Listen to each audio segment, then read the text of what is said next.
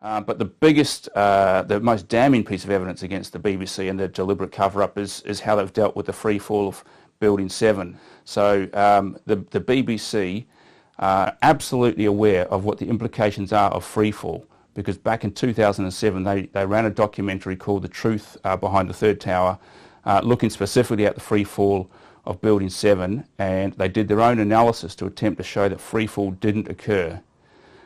So they know full well what the implications are of freefall. The problem was that 1 year later, NIST, the official investigators, were forced to finally admit that freefall had actually occurred in Building 7.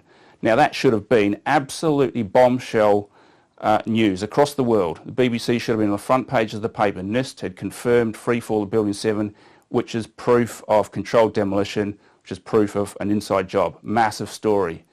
The BBC are legally required then, legally and morally required, to correct the error that they made in their own documentary 1 year earlier, denying that freefall happened.